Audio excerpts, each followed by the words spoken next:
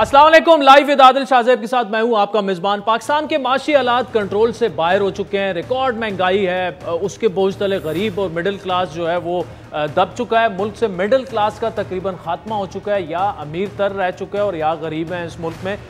लेकिन हुकूमत और तहरीक इंसाफ के माबैन जो मुज़ाकरात के 3 राउंड थे वो बेनतीजा ख़त्म हो चुके हैं। सियासी बहरान जो है वो लग रहा है कि बंद गली में दाखिल हो चुका है और मिल बैठ कर मामलात अफ़वाम तफ़हीम से हल करने में हमें नज़र आया कि तहरीक इंसाफ की क़यादत और हुकूमत अब नाकाम हो चुकी है। अब एक दफ़ा फिर सुप्रीम कोर्ट की तरफ सब देख रहे हैं। पंजाब और केपी के तनाजुर में शुरू होने वाला जो इंतखाबात का एक तनाज़ा था वो आइनी बहरान अब पार्लिमान और अदलिया के टकराव का सबब बन चुका है। कौमी इदारों के टकराव से पाकिस्तान के आइनी और सियासी बहरान हल होने की बजाय मजीद बढ़ते जा रहे हैं। आज सुप्रीम कोर्ट ने मुल्क भर में एक ही दिन इंतखाबात की दरख्वास्त समाअत के लिए जो थी वो अब कल मुकर्रर कर दी है, जबकि आपको याद दिलाते चले कि 27 अप्रैल के हुक्मनामे में सुप्रीम कोर्ट ने यह वाजे कर दिया था कि 14 मई को पंजाब में इंतखाबात का फैसला जो है वो बरकरार है। लेकिन अब तो इलेक्शन कमीशन ने हाथ उठा दिए हैं कि वो नहीं करवा सकते इंतखाबात। अब सुप्रीम कोर्ट क्या करेगी? क्या तौहीन अदालत में वज़ीर आज़म को नाअहल करार दिया जा सकता है? लेकिन अगर हुआ तो फिर पार्लिमान का जवाब क्या होगा? स्पीकर कौमी असम्बली ने कल हमें जो बताया, जरा वो सुनिए। अगर शहबाज शरीफ डिस्क्वालीफाई हो जाते हैं तो क्या आप चीफ जस्टिस को घर भिजवाने की सलाहियत रखते हैं? डरे उस वक्त के साथ, खौफ का है। मैं आपको एज ए पोलिटिकल वर्कर बता रहा हूँ, ये जज्बात और ये गुस्सा और ये जिद और ये अनाज से बाहर निकले, कोई पता नहीं फिर क्या होगा। मार्शल लॉ भी लग सकता है, कुछ भी हो सकता है। मैं तो समझता हूँ कि आप तो मुल्क को उधर लेके जा रहे हैं कि मार्शल लॉ भी क्या कर लेगा। अब ये लड़ाई कहाँ जाकर रुकेगी? शाहिद खाकान अब्बासी साहब ने चीफ जस्टिस को पार्लिमान तलब करने की तकरीर कर दी। ख्वाजा आसिफ ने 2 टोक मौक़िफ़ अपनाया हुआ है कि किसी और वज़ीर आज़म को अब बल्ली नहीं चढ़ने दिया जाएगा। इसी तरह पब्लिक अकाउंट्स कमेटी ने रजिस्ट्रार सुप्रीम कोर्ट को फाइनेंशियल रिकॉर्ड समेत तलब किया हुआ है। और अयाज सादिक साहब ने तो आज जस्टिस मज़ाहिर नकवी के असासों पर भी सवालात उठा दिए। एक जज साहब जिनके खिलाफ बेशुमार मवाद इकट्ठा हो गया, पाकिस्तान की सारी बार एसोसिएशंस एंड काउंसिल्स ने रेफरेंस मूव कर दिए, उन एक जज साहब की वजह से जो बदनामी हो रही है बाकी जज साहबान की, वो बड़ी अफसोसनाक है और तकलीफ दे भी है। ऑनरेबल जस्टिस मज़ाहिर नकवी साहब का जिक्र कर रहा हूँ, उसको पब्लिक अकाउंट्स कमेटी के पास भेज दिया जाए विद द डायरेक्शन कि कोई 10 दिन या 15 दिन में इंक्वायरी करें। अब पार्लिमान में ये कुछ हो रहा है, हमने आपके सामने रखा, लेकिन सुप्रीम कोर्ट भी खामोश नहीं। पार्लिमान से इजलासों का रिकॉर्ड तलब किया जा चुका है, लेकिन जिसका जवाब स्पीकर कौमी असम्बली ने कल यूं दिया। आप क्या ये रिकॉर्ड उठा के हवाले कर रहे हैं सुप्रीम कोर्ट? आप जिस वक्त ये किसी को कहते हैं कि आप अपना रिकॉर्ड लेकर आ जाओ, आप इंडिविजुअल को तो कह सकते हैं शायद। वैसियत परवेज अशरफ तो मैं तो 1000 दफा आपके पास जाने के लिए तैयार हूँ, and I will bow my head before you because you are apex court of my country. मेरे पे लाजम है कि मैं आपका एहतराम करूं।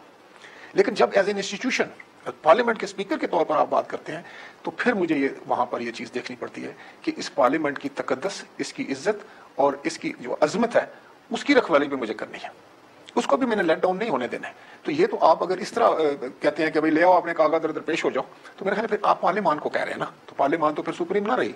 ये तो सुप्रीम कोर्ट और पार्लिमान का मामला हो गया। कुछ इमरान खान साहब की जो रिसेंट तकारीर है उसकी अगर बात करें तो इस हिजान और आइनी बुरान की सूरत हाल में भी इमरान खान मामलात को मजीद बिगाड़ने से बाज नहीं आ रहे। खुसूसन जब भी उनकी अदालत में पेशी आती है वो बराह रास्त फौज पर इल्ज़ाम लगा देते हैं। आज एक दफ़ा फिर उन्होंने कहा कि अगर मुझे या मुराद सईद को कुछ हुआ तो इस्टेब्लिशमेंट जिम्मेदार होगी। अब फौज इन तमाम मामलात पर वाज़ेह मौक़िफ़ भी दे चुकी है कि ना तो उनका सियासत से कोई लेना देना है, ना ही वो मौजूदा हालात में किसी किस्म का सियासी किरदार अदा करने के ख्वाह हैं। और शायद यही वजह है कि इमरान खान तवातुर से बगैर सबूत के इल्ज़ामात लगा रहे हैं ताकि उन पर थोड़ा बहुत दबाव बढ़े। अपने हर गलत फैसले के जिम्मेदार तो उन्होंने जनरल बाजवा को करार दे दिया, लेकिन जनरल बाजवा से तो वो बराह रास्त राब्ते में थे। कदम कदम पर जनरल बाजवा उनकी मदद भी करते रहे और फिर उस पर उन्होंने अपनी गलती पर वो नादिम भी थे। लेकिन मौजूदा आर्मी की लीडरशिप ना तो उनसे राब्ते में है, ना ही उनसे राब्ता इस्तेमाल करना चाहती है। इसलिए इमरान खान साहब ऐसे इल्ज़ामात के ज़रिए नाकाम कोशिशें कर रहे हैं कि किसी तरह उन्हें फ़ौज की लीडरशिप की तवज्जो हासिल हो और वो उन्हें दोबारा इक़्तिदार में लाने का रास्ता हमवार करें, जिस तरह 2018 में हुआ था। लेकिन ऐसा होना अब तकरीबन नामुमकिन हो चुका है। आज अगर फ़ौज की मौजूदा क़यादत तहरीक इंसाफ की गैर आइनी मदद शुरू कर दे तो यही इमरान खान साहब पाक फ़ौज को एक अजीम फ़ौज करार देने में देर नहीं लगाएंगे। तो इन तमाम मामला पर नाज़रीन गुफ्तगू करेंगे कि सुप्रीम कोर्ट में क्या हुआ है, ये सियासी डेडलॉक क्या ख़त्म होने के कोई इम्कानात हैं। हमें ज्वाइन किया है मारूफ एंकर कॉलमिस्ट आसमा शिराजी साहिबा ने, जबकि मुनीब फारूक साहब भी हमें थोड़ी देर में ज्वाइन करेंगे। जियो न्यूज़ के होस्ट हैं, मारूफ तजियाकार हैं। आसमा शिराजी साहबा, अब मामला डेडलॉक हो चुका है, अब सुप्रीम कोर्ट की तरफ सबकी निगाहें हैं। क्या आप समझते हैं कि सुप्रीम कोर्ट उस हद तक जा सकती है कि वज़ीर आज़म समेत पूरी पार्लिमान को या काबीना को एटलीस्ट तौहीन अदालत में सज़ा देकर और एक ऐसा आइनी बहरान पैदा हो जाए जिससे ऑब्वियसली हम सब चाहेंगे कि उस तरफ बात ना जाए, खौफ आता है इवन उसके बारे में सोच कर भी। जी, बहुत बहुत शुक्रिया आदिल। देखिए, होने को तो कुछ भी हो सकता है। अगर सुप्रीम कोर्ट 14 मई का हुक्म जिसे उन्होंने कहा है कि ये बरकरार है उस पर कायम रहती है, तो वो फिर पाबंद करने के लिए भी अहकामात दे सकती है। लेकिन कल की जो पिटीशन है, ये जो मैं सुन रही थी आज़म नज़ीर तारड़ साहब को, तो वो ये कह रहे थे कि ये कल जो एक आम शहरी की दरख्वास्त है जिसमें शाह खावर साहब जो है वो पिटीशन लेके गए हैं और वकील हैं सियासी जमातों के दरमियान मुफाहमत की, ये उसके ऊपर बातचीत होगी। तो लगता है ऐसे कि जैसे हो सकता है, इस बात का इम्कान ज़्यादा है कि चीफ जस्टिस साहब जो हैं वो किसी एक तारीख पर जो मुज़ाकरात हुए हैं तय करने के लिए हुक्मरान इत्तेहाद के बीच में और अपोजिशन के दरमियान, उसके ऊपर जो है वो गाइडलाइंस आगे दें या वो करें, या फिर वो ये कर सकते हैं कि वो आर्टिकल 190 के तहत अहकामात जारी कर सकते हैं फ़ौज को भी और इसके साथ साथ बाकी जो दीगर इदारे हैं उनको भी कि आप इसकी तामील करें। ये भी हो सकता है कि वो तौहीने पार्लियामेंट या तौहीने वज़ीर आज़म जो है तौहीने अदालत लगा के उसके ऊपर उनके खिलाफ भी कार्रवाई के अहकामात दे। तो होने को बहुत कुछ है, लेकिन मुझे ऐसे लगता है कि अदालत जो है वो ऑलरेडी एक बंद गली के अंदर आ चुकी है। उसके पास उससे पहले भी अहकामात दिए हैं, लेकिन अदालत के अहकामात को किसी इदारे ने तस्लीम नहीं किया, क्योंकि सिचुएशन जिस तरह की है उसमें शायद अदालत जो है वो अपनी बात मनवाने में नाकाम रही है। इसी तरह से जो मुज़ाकरात हैं, उस मुज़ाकरात की ख्वाहिश भी जो थी वो सुप्रीम कोर्ट की तरफ से आई थी, लेकिन आज जो हुक्म सामने आया उसके अंदर सुप्रीम कोर्ट ने ये मुनासिब समझा कि अपने आप को डिटैच किया जाए उस पूरी सिचुएशन में, और उन्होंने कहा कि ये हमारी तो बात नहीं थी, हमने नहीं कहा था कि मुज़ाकरात करें। जबकि आपको याद होगा कि ईद से पहले जो जुम्मा था उस दिन भी जो 4 बजे तक के मुज़ाकरात थे वो कहे गए थे, और फिर मुस्तकिल जो है वो इसके ऊपर बात होती रही है मफाहमत की। तो हो सकता है कि बंद गली में जो खड़ी है अदालत, तो उसका अपना रास्ता खोलने के लिए वो कल की इस पिटीशन के ऊपर भी मामलात को यहाँ ले जाए कि आप एक तारीख के ऊपर इंतखाबात के लिए एक दूसरे के साथ मुज़ाकरात करें या बात करें और उसके बाद जो सामने आए। अदरवाइज अगर वो अहकामात देते हैं कि इलेक्शंस हर सूरत करवाए जाएं, तो फिर तो हुकूमत के लिए प्रॉब्लम्स हो सकते हैं। लेकिन सरेदस्त कोई भी जो इम्कानात हैं फौरी तौर पर उसके वो काफ़ी मादूम नज़र आते हैं। अच्छा आसमा साहबा, मुझे बताइएगा इमरान खान साहब के बयानात का अगर जायज़ा लिया जाए, एक तरफ वो कहते हैं जी हम तो बात करने के लिए तैयार हैं, इस्टेब्लिशमेंट से राब्ते करने के लिए भी तैयार हैं, लेकिन वहाँ से कोई राब्ते नहीं है। फिर उसके अगले दिन वो फिर बयान दे देते हैं कि जी मेरी जान को ख़तरा है, इस्टेब्लिशमेंट जिम्मेदार होगी और ये सब कुछ इस्टेब्लिशमेंट करवा रही है। क्या उनके ऐसे बयानात जो हैं आपको उससे ये रिफ्लेक्ट हो रहा है कि वो दबाव में लाना चाह रहे हैं इस्टेब्लिशमेंट को, कि जिस तरह पहले इक्तिदार में उनको लाने का रास्ता हमवार हुआ, किसी तरह इस्टेब्लिशमेंट एक दफ़ा फिर उसे मजबूर किया जाए कि उन्हें दोबारा इक्तिदार में लाया जाए?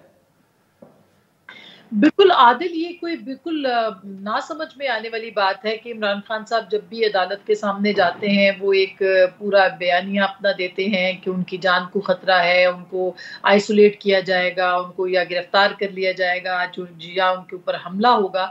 और ये एक बार नहीं, ये कई बार उनके बयानात हर अदालत की पेशी से पहले जब वो आते हैं। तो उसके दो मकासद हो सकते हैं। एक तो ये कि वो हाइप क्रिएट करते हैं, वो सिंपैथी अपनी जो है वो लेने की अपने वोटर से, अपने फॉलोअर से, उसकी कोशिश करते हैं। और दूसरा इस्टेब्लिशमेंट और ख़ास करके मुख्तलिफ जो इस्टेब्लिशमेंट के किरदार हैं या आला ओहदेदार हैं उनका नाम लेके प्रेशराइज करने की कोशिश करते हैं कि अगर आपने बातचीत ना की, जो कि इमरान खान साहब की ख्वाहिश है और एक तवील अरसे से वो ये बात कहते रहे हैं कि उनके साथ जो है वो कोई बात करने को तैयार नहीं है। वो जनरल आसिम मुनीर की बात करते हैं, वो दीगर इदारों की बात करते हैं कि वो उनसे मुलाकात नहीं करते, से बात। तो ये एक प्रेशर टैक्टिक्स हैं कि आप लगता है ऐसे है कि वो एक दबाव बढ़ाते हैं कि अगर आपने हमारे साथ बात नहीं की तो फिर हम आपको जो है वल्नरेबल कर देंगे सोसाइटी के अंदर और उसके ऊपर। तो ये एक क्रेडिट तो ये देना चाहिए इस वक्त की इस्टेब्लिशमेंट को भी और आर्मी चीफ को भी कि वो इतने दबाव के बावजूद भी ताहाल, कल क्या होगा हमें नहीं पता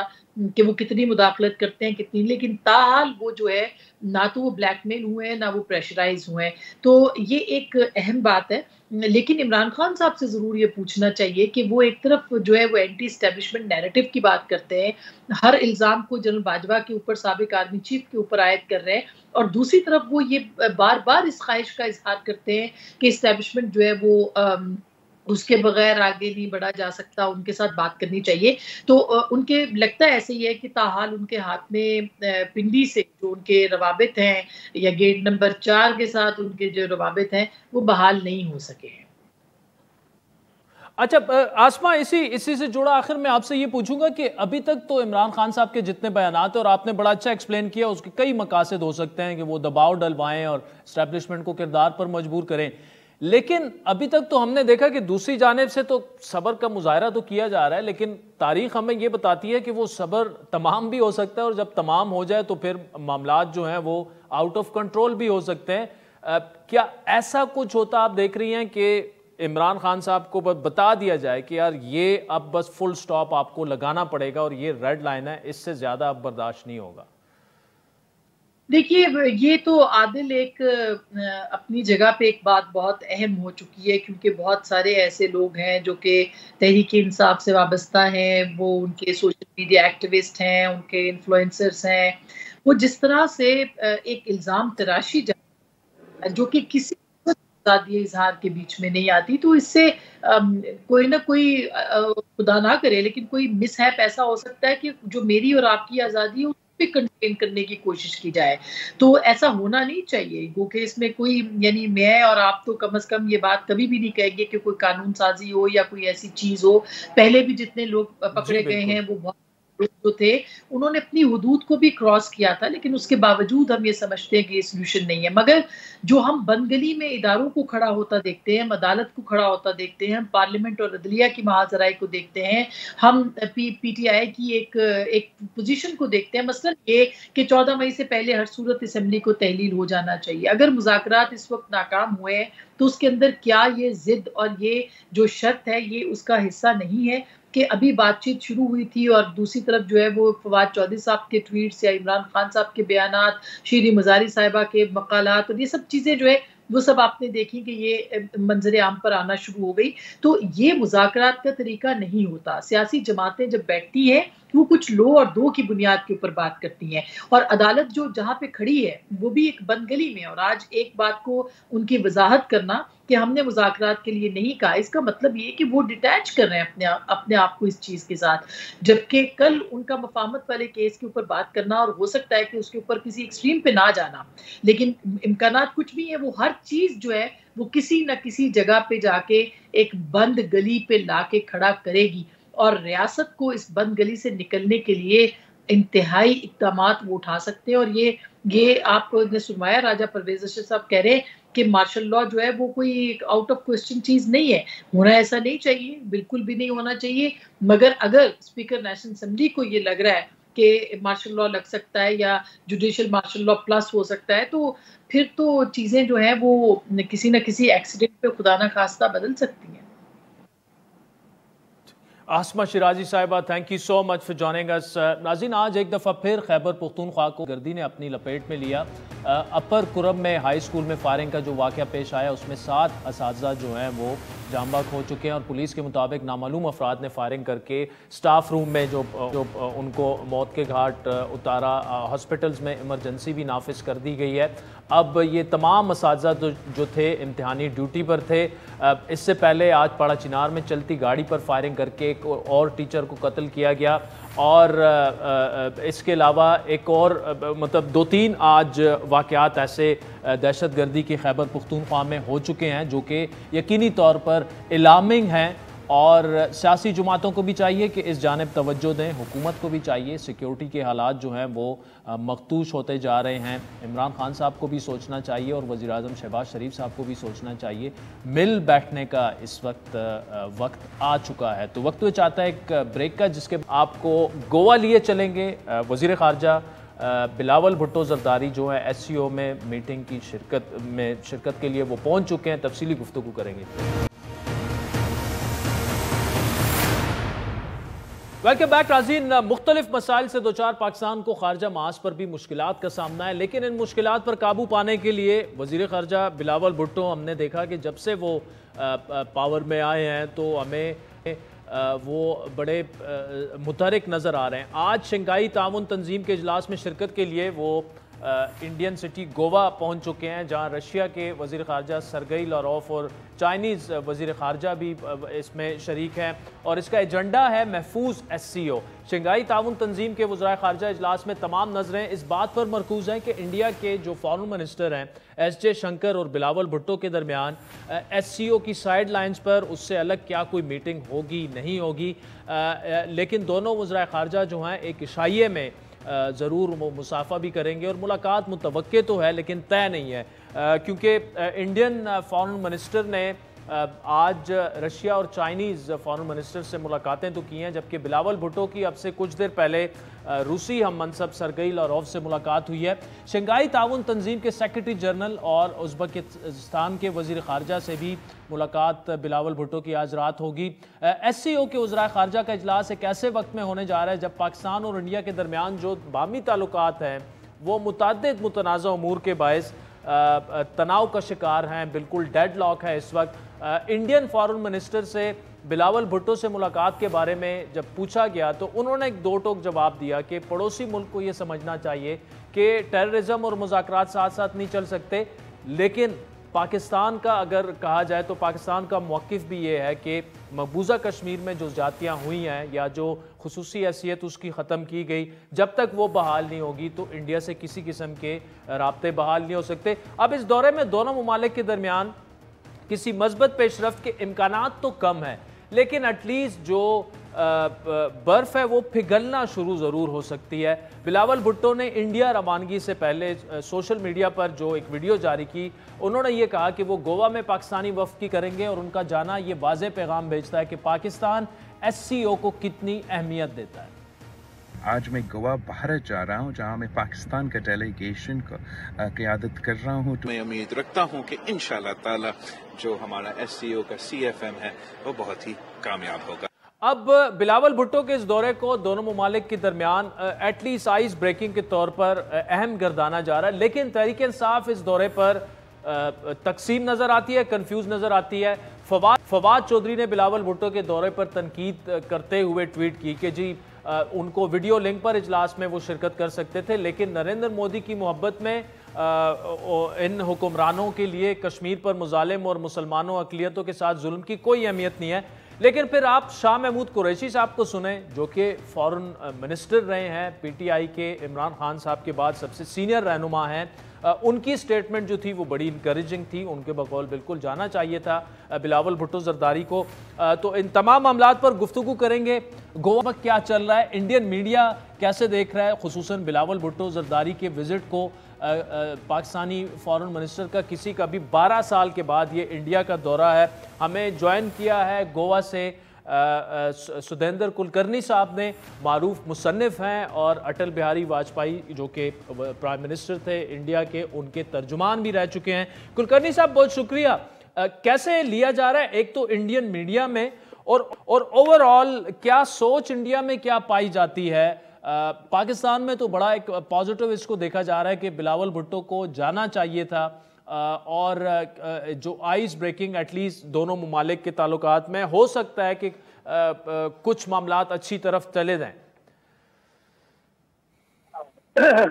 देखिए, मैं समझता हूं कि बर्फ का पिघलना शुरू हो चुका है।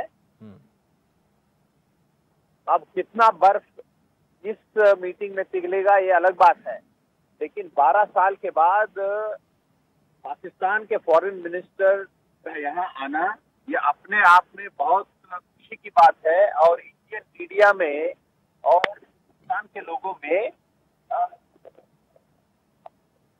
ऐसी एक समझ है कि दोनों का मिलना अच्छी बात है। अब बायलैटरल मीटिंग होगी या नहीं, इस पर बहुत स्पेक्यूलेशन चल रहा है। शायद बायलैटरल मीटिंग नहीं होगी।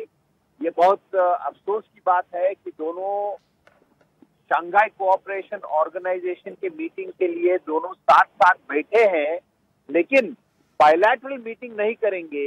एक अच्छी अपॉर्चुनिटी वेस्ट हो जा रही है। हम दोनों साथ साथ हैं, लेकिन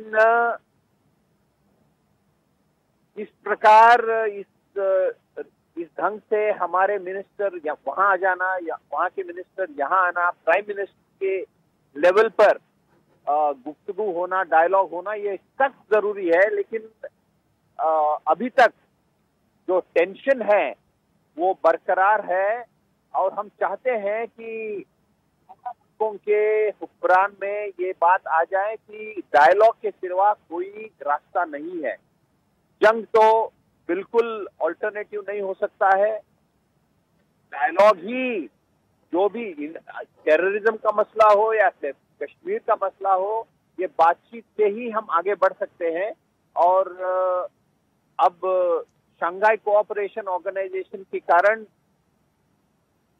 फॉरेन मिनिस्टर आए हैं, कुछ महीनों के बाद आपके प्राइम मिनिस्टर भी आएंगे और उसके बाद हम चाहते हैं कि SAARC, South Asian association for regional cooperation, इसकी भी समिट हो इस्लामाबाद में और नरेंद्र मोदी साहब वहां इस्लामाबाद जाए। यदि भारत और चाइना के बीच इतने मसले होने के बाद भी बातचीत होती है, ट्रेड बढ़ रहा है, तो भारत और पाकिस्तान के बीच क्यों नहीं होना चाहिए? जी अच्छा, कुलकर्णी साहब ये बताइएगा कि देखिए यहां पर भी बिलावल भुट्टो के इंडिया जाने की कुछ सेगमेंट्स ने मुखालफत की और जाहिर बात है इंडिया में भी ऐसे लोग हैं जो नहीं चाहते कि पाकिस्तान के साथ ताल्लुकात जो हैं वो उस पर आए, बेहतरी उसमें आए। और उसमें सरे फहरिस्त जो है वो तो खुद हुक्मरान जमात बीजेपी रही है और उसके विंग्स आरएसएस वगैरह रहे हैं। वहां पर किस किस्म का रद्द-ए-अमल शो हो रहा है बिलावल भुट्टो के दौरे इंडिया पर? इंडिया में अभी एक इम्पोर्टेंट स्टेट में, प्रोविंस में इलेक्शंस हो रहे हैं। 10 तारीख को इलेक्शन है और जब यहाँ इलेक्शंस होते हैं तो इंडिया पाकिस्तान के रिश्ते अच्छे होने में ये एक बहुत बड़ी रुकावट हो जाती है जी, क्योंकि इंडिया पाकिस्तान के बीच अच्छे रिश्ते होने के आसार दिखेंगे तो जो ये नहीं चाहते हैं तो उनका तो मुंह बंद हो जाएगा।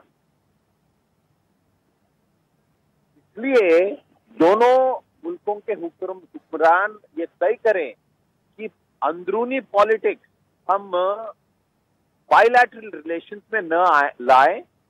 बायलैटरल रिलेशन अपनी जगह है, जो इलेक्शंस होते रहते हैं। अभी आपके मुल्क में भी इलेक्शन होने वाले कुछ महीनों के बाद, इनको अलग रखे। तो सर ये जो इंडिया में अक्सर कहा जाता है ना कि सरहद पर तनाव है, क्या फिर कोई चुनाव है, तो ये अब 10 को अगर वहां पर चुनाव हो रहे हैं, लेकिन क्या उसके बाद जो खुसूसन इंडियन गवर्नमेंट है बीजेपी की, वो कुछ मामलात आगे बढ़ाना चाहेगी? मीडिया जो कवरेज है इस पूरे एससीओ की, उससे कुछ ऐसा रिफ्लेक्ट हो रहा है आपको? देखिए, सरहद पे तो टेंशन है, लेकिन चाइना के सरहद पर भी टेंशन है। भारत और चाइना के बीच रिश्ते तो बहुत अच्छे नहीं है, लेकिन उसका असर भारत के चुनाव पर नहीं होता है। जैसे मैंने कहा कि अब भारत और चाइना के बीच ट्रेड इतना बढ़ गया है कि $130 बिलियन, जबकि भारत और पाकिस्तान के बीच $400 मिलियन भी ट्रेड नहीं है। ये बहुत अफसोस की बात है कि जहां भारत और पाकिस्तान के रिश्ते होते हैं तो हर एक इलेक्शन में एक मुद्दा बन जाता है। अभी कर्नाटक का बेंगलोर शहर उसका कैपिटल है, वहां इलेक्शन हो रहे हैं और भारतीय जनता पार्टी नहीं चाहती है कि उस इलेक्शन के दौरान भारत और पाकिस्तान के रिश्ते अच्छे हो रहे हैं ये मैसेज वहां चला जाए। इसलिए मैंने कहा कि भारत और पाकिस्तान के बायलैटरल डायलॉग को अंदरूनी पॉलिटिक्स से हम अलग रखें। सुदेंद्र कुलकर्णी साहब, thank you so much for joining us. नाज़रीन, वक्त तो चाहता है एक ब्रेक का।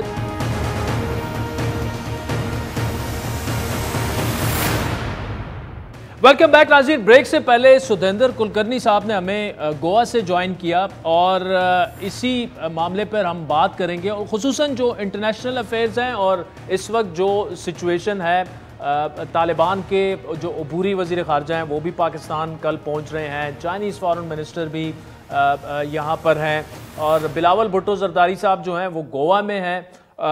कुछ ऐसे मामलात हैं जो आगे बढ़ाएंगे। तो प्रोफेसर डॉक्टर आदिल नजम साहब, रेगुलर गेस्ट हमारे शो में, किसी तारुफ के मोहताज नहीं है। डॉक्टर साहब, बिलावल भुट्टो साहब जो हैं वो इस वक्त गोवा में हैं, और एक तो ये कि क्या इस पर थोड़ी सी रोशनी डालें कि क्या जो इंडिया और पाकिस्तान के रिलेशंस हैं उसको कितना ऑप्टिमिस्टिकली देखा जा सकता है कि आइस ब्रेकिंग ये जो उनका दौरा है वो साबित हो सकता है। ऑल्दो कोई ऐसा डायरेक्ट इंटरेक्शन तो मतलब मीटिंग बाकायदा बायलैटरल दौरा तो नहीं है, मीटिंग तयशुदा नहीं है, लेकिन क्या एक मज़बत कदम है, पहला मज़बत कदम है इस जानिब, आप समझते हैं उसको? आदिल, मेरे ख्याल में कबल वक्त है ये कहना कि मुस्बत है या नहीं है। मेरे ख्याल में डिप्लोमेसी के लिए अच्छी चीज़ है। मेरे ख्याल में एक जो बहस बन गई है कि जी इंडिया जाना चाहिए या नहीं जाना चाहिए और हम कुट्टी करके साइड पे बैठ जाएं या ना बैठ जाएं, ये एक मेरे ख्याल में अच्छी बहस नहीं है। हकीकत तो ये है कि बिलावल साहब इस वक्त ना भारत में है ना गोवा में, वो SCO की मीटिंग में है, राइट? वो गोवा सैर करने तो नहीं गए, हाँ, वो तो गए हैं SCO की मीटिंग में। SCO जो है वो पाकिस्तान के लिए ज़रूरी है, और मेरे ख्याल में इसको इस तनाजुर से देखना चाहिए। इसकी अहमियत अगर भारत की हो जाती है तो वो हालात बताएंगे। इस वक्त तो मेरे ख्याल में कोई ऐसी इंडिकेशन नहीं है।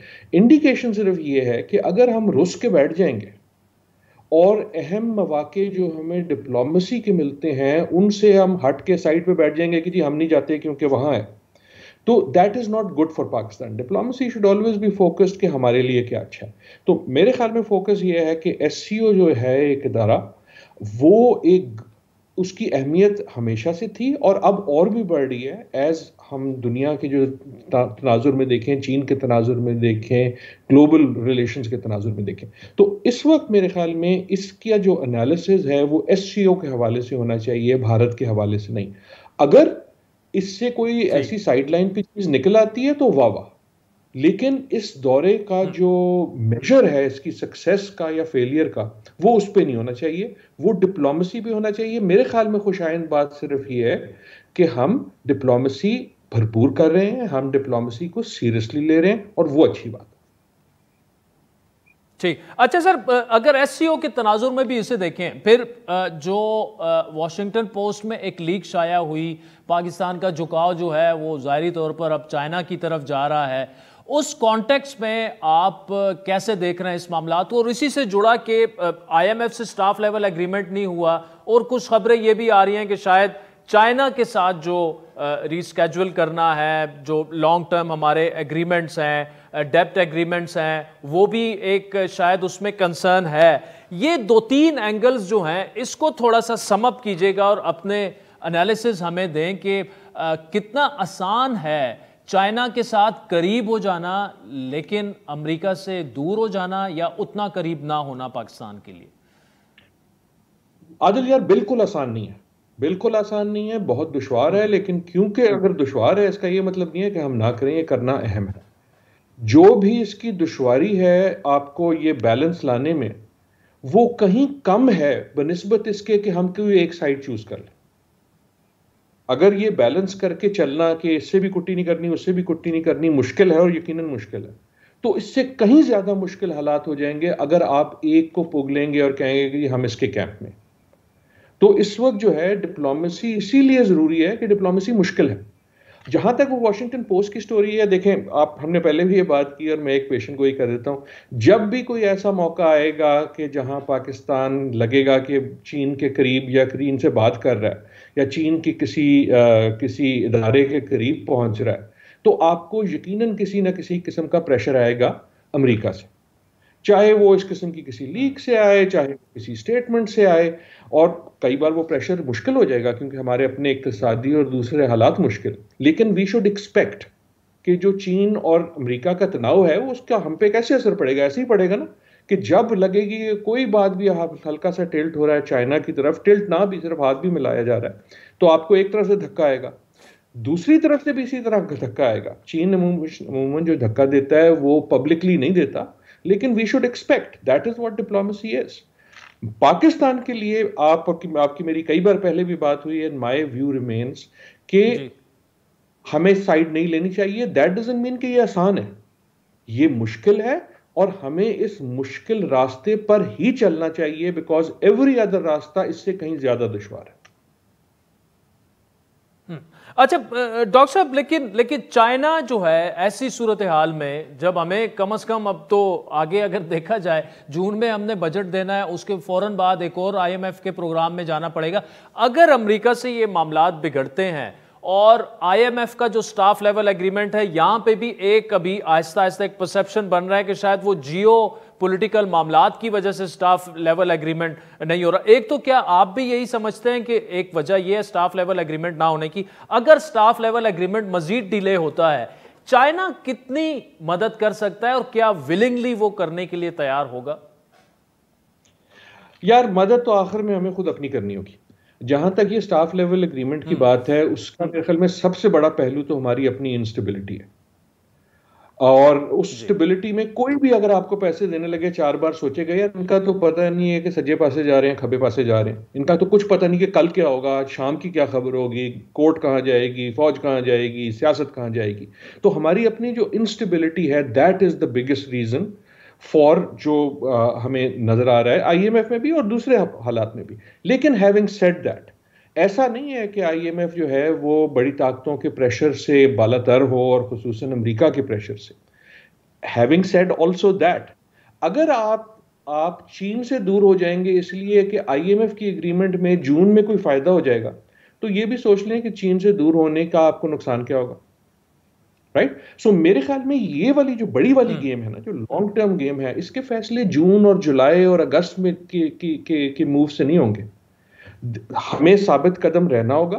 प्रेशर यही आएगा ना, क्योंकि हमारे हालात बुरे हैं, इसलिए प्रेशर आएगा कि देखें अगर आप ना जाते इस SCO की मीटिंग में, तो यकीनन अमेरिका एक तरह से खुश होता, वहां से वो थोड़ी सी जो है वो चीन को भी कहता देखो हमने तोड़ लिया तुम्हारा एक बंदा या उसको थोड़ा सा दूर रख लिया, लेकिन उसकी एक कॉस्ट देनी होगी। सो जो भी कॉस्ट है उस पर हमें बैलेंस ये करना है कि ये कॉस्ट बचाने के लिए कहीं इससे बड़ी कॉस्ट तो नहीं आ जाएगी। सो यकीनन ये जो रस्साकची है चीन और अमेरिका की, इसका प्रेशर जो है हम पे और हमारे जैसे मुल्कों पे आएगा। लेकिन अगेन आई विल स्ट्रेस कि वो प्रेशर हमें लेना होगा, क्योंकि ना लेने की जो कीमत है वो कहीं ज्यादा है। सो मेरे ख्याल में IMF की जो उस पर अगर असर पड़ता भी है, that is not a reason कि हम IMF की वजह से, IMF की एग्रीमेंट को ठीक करने की वजह से हम चीन से अपने लंबे ताल्लुकात खराब करते हैं। ना ही ये रीजन है कि चीन से ताल्लुकात की वजह से हम अमेरिका से बिल्कुल कुट्टी कर लें। सो यार असली चीज ये, सीट बेल्ट बांध लें। जो सियासत है दुनिया की वो गंभीर ही है, और जहां अगर हमने उसमें अपना कोई रास्ता निकालना है तो हमें अपनी सियासत को पहले साफ करना होगा। जितने हम अंदर से मजबूत होंगे उतना हम प्रेशर ले सकेंगे, जितने हम अंदर से टूट फूट का शिकार होंगे उतना प्रेशर लेना मुश्किल होगा।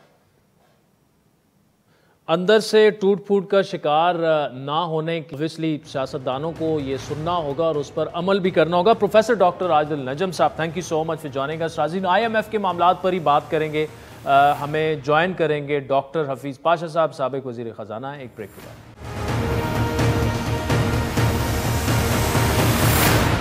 वेलकम बैक नाज़रीन। IMF के साथ स्टाफ लेवल मुआहदा तो अभी तक नहीं हो सका, लेकिन इंटरनेशनल लैंडर्स ने अपनी मिडिल ईस्ट और सेंट्रल एशिया की रिपोर्ट जारी करते हुए पाकिस्तान से इंटरेस्ट रेट यानी शरह सूद में मजीद इजाफे का मुतालबा कर दिया, जिसका बुनियादी मकसद महंगाई में इजाफे को कंट्रोल करना है। स्टेट बैंक पहले ही शरह सूद को तारीख की बुलंद तरीन सतह 21% पर ला चुकी है, जिसके बावजूद महंगाई की शरह में इजाफे को कंट्रोल नहीं किया जा सका।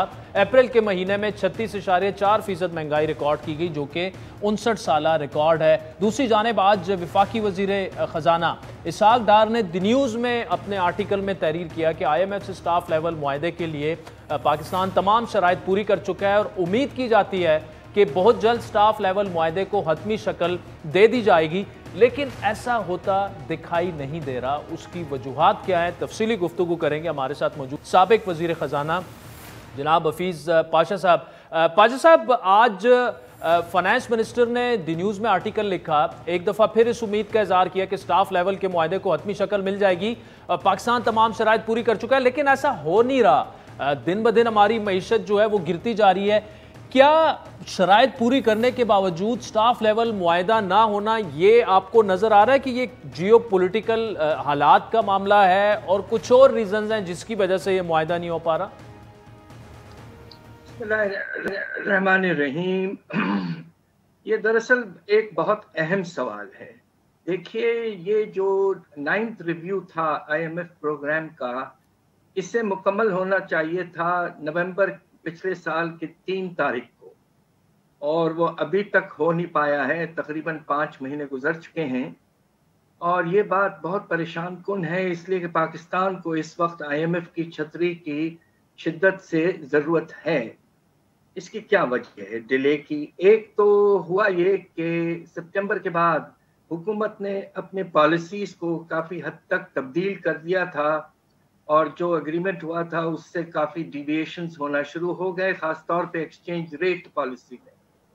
मगर उसके बाद जनवरी में हुकूमत ने फिर वापस रास्ता अपना अख्तियार किया कि सारे मुश्किल रिफॉर्म्स को एक वक्त पे तेज़ी से इम्प्लीमेंट ज़रूर किया है, और ख्याल ये था कि इसके बाद में इंशाल्लाह स्टाफ जो लेवल एग्रीमेंट है जी, वो हो जाएगा, मगर वो अभी तक नहीं हुआ। इसके मुख्तलिफ एक्सप्लेनेशंस आजकल दिए जा रहे हैं।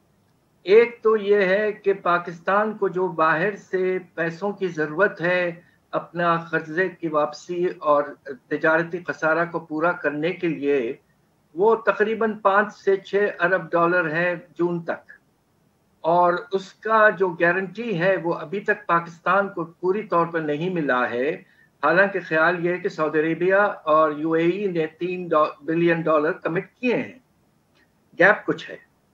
दूसरा जो आजकल जो बात हो रही है वो ये है कि IMF चाहता है, चूंकि प्रोग्राम जून तक है, हालांकि जून के आगाज में ये ख़त्म हो जाएगा, तो IMF ये चाहता है शायद कि पाकिस्तान जो आने वाला बजट है उसके जो अहदाफ हैं और उसकी जो स्ट्रैटेजी है, प्रायोरिटीज़ हैं, वो उन्हें एडवांस में बता दे। ये एक नया फैक्टर है सिचुएशन में। अब इसका मुझे कोई ख़ास इल्म नहीं है कि इसमें कितनी विरासत है। अलबत्ता मैं ये समझता हूँ कि ये नामुनासिब है। इसकी वजह ये कि प्रोग्राम का जो आखिरी परफॉर्मेंस का डेट है जी, वो मार्च में ख़त्म हो जाएगा और अब वो जून तक की बात कर रहे हैं, तो लिहाजा ये मैं समझता हूँ कुछ ज्यादती है। तो आपका जो ख्याल है कि हो सकता है कि कोई ऐसे geopolitical factors are in play. अब कोशिश ये भी की गई है कि अमेरिका से बात की जाए हाईएस्ट लेवल पर। कल फाइनेंस मिनिस्टर की भी मीटिंग हुई है। मुझे कुछ इस बात की ज़रूर परेशानी है कि शायद वेस्टर्न पावर्स जो हैं वो ये चाहते हैं कि पाकिस्तान का जो सबसे बड़ा बायलैटरल लेंडर है चाइना, उसके साथ कुछ बड़े रोल ओवर और रीस्ट्रक्चरिंग ऑफ डेट की एग्रीमेंट जल्द से जल्द हो जाए। ये लिहाजा बहुत से एक्सप्लेनेशंस हैं। खुद ये समझता हूँ कि स्टाफ लेवल एग्रीमेंट हो जाना चाहिए और अनकरीब उसकी अनाउंसमेंट होना। अच्छा पाशा साहब, इंटरनेशनल लेंडर्स ने जो मिड ईस्ट और सेंट्रल एशिया रिपोर्ट जारी की है उसमें पाकिस्तान से शरह सूद मजीद बढ़ाने का मुतालबा किया। पहले ही पॉलिसी रेट 21% पर है, 25 से 26% शरह सूद जो है वो इंडस्ट्रीज और इवन जो डोमेस्टिक बोरोइंग है बेतहाशा, उसमें अरबों रुपए पाकिस्तान के डोमेस्टिक कर्जों में इजाफा हो चुका है। क्या इस वक्त शरह सूद में मजीद इजाफा करना जो है उससे क्या can that pave the way कि स्टाफ लेवल एग्रीमेंट हो जाए, या उससे मामला बेहतर नहीं होंगे? मेरा भी यही ख्याल है। अलबत्ता IMF जो है वो कुछ ये कह रहा था कि हमने इसके बाद, अब आप देखिए साल के आगाज में 13.5% था और आपने तकरीबन 750 बेसिस पॉइंट्स बढ़ाए हैं पिछले तकरीबन, आप देखिए कि अब तो तकरीबन 10 महीने पूरे गुजर चुके हैं। हम सब की राय यह है कि पाकिस्तान जैसे मुल्क में सरे सूद का इजाफे से कोई खास फायदा नहीं होता, नुकसान अलबत्ता उससे जरूर होता है। अब आप ये देखिए कि जो हैरत अंगेज बात है, जो आपने जिस सर्वे का जिक्र किया है उसमें ये कहा गया है कि आने वाले साल में पाकिस्तान का बजट का खसारा तारीख का सबसे बुलंद लेवल पे पहुंच जाएगा, यानी कि 8.3% GDP का, जबकि इस साल उम्मीद यह है कि ये 7% के नीचे रहेगा। क्या वजह है? वजह यह है कि IMF ने प्रोजेक्शन जो किया है वो उसमें उन्होंने सरे सूद को इतना ऊंचा लिया है कि एक साल में जो डेट सर्विसिंग का जो लोड पाकिस्तान पे अगले साल बढ़ेगा, अगर हम बढ़ाते रहे सरे सूद को, तो उसके नतीजे में 58% इजाफा कॉस्ट ऑफ डेट सर्विसिंग, ऐसा तारीख में कभी नहीं हुआ। इस साल तकरीबन 5.5 हजार अरब के लगभग होगा हमारा जो इंटरेस्ट कॉस्ट है। वो ये कह रहे हैं कि अगले साल 8,000 अरब से भी ज्यादा हो सकता है, खुदा न खास्ता। तो लिहाजा वक्त आ गया है कि IMF को हमें समझाने की कोशिश करनी चाहिए, टेक्निकल बेसिस पर आर्गुमेंट्स पेश करें। पाकिस्तान को कोई फायदा नहीं होता है। डॉक्टर साहब, अब लग रहा ये है कि शायद अब इंतखाबात जो हैं अक्टूबर नवंबर से पहले शायद ही हों। अब इस सब कुछ का माशी हालात पर क्या असरात आप देख रहे हैं? खुसूसन हमने जून में एक बजट देना है और उस बजट के फौरन बाद फिर एक और IMF के प्रोग्राम में भी जाना हमारी मजबूरी है। उस वक्त तक नई हुकूमत तो आई नहीं होगी। नवंबर में अगर इलेक्शन होते हैं तो शायद जाके दिसंबर जनवरी में गवर्नमेंट बनेगी। इस सब कुछ का माशी मामलात खुसूसन IMF के साथ मामलात पर क्या असरात हो सकते हैं?